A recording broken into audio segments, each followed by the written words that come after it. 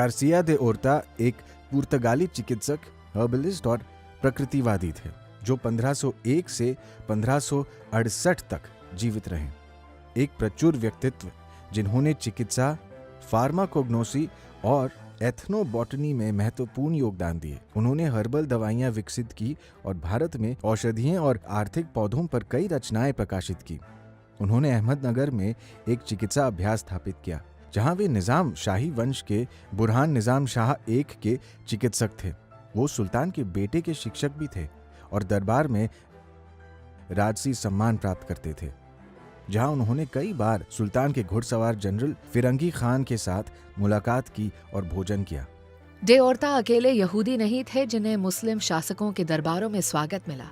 सम्राट अकबर और जहांगीर ने अपने दरबार में यहूदी सलाहकारों का स्वागत किया। विशेष रूप से अकबर के इबादत खाना या उपासना कक्ष में यहूदियों को अकबर की धार्मिक संसद में भाग लेने के लिए आमंत्रित किया गया था। यहाँ धार्मिक मामलों पर चर्चा की जाती थी, जहाँ विभिन्न धार्मिक विश्वासों के प्रतिनिधि, जिनमें ईसाई, हिंदू, सुन्नी और शिया शामिल थे, धार्मिक संवाद करते थे। यहूदी लोगों ने भारत भर में मुस्लिम शासकों के साथ कूटनीतिक संबंधों को आगे बढ़ाने में विशेष स्थान हासिल किया था। सीरिया के यहूदी व्यापारी आइजैक सारगोन, जो कैलिकट में रहते थे, सुल्तान हैदर अली के पसंदीदा दूत थे और डच व्यापारियों और स्थानीय मालाबार शासकों जैसे कि कन्नौर के अली राजा के प्रतिनिधि थे। डेविड एज़ेकियल रहाबी, जो कोचीन यहूदी समुदाय के व्यापारी और दूत थे, उन्होंने मालाबार लोगों की ओर से हैदर अली के साथ शांति की मध्यस्थता की, जिसके बाद मैसूर के सुल्तान ने अपनी घेराबंदी को रोक दिया, जिससे पहले मैसूर युद्ध का अंत हुआ।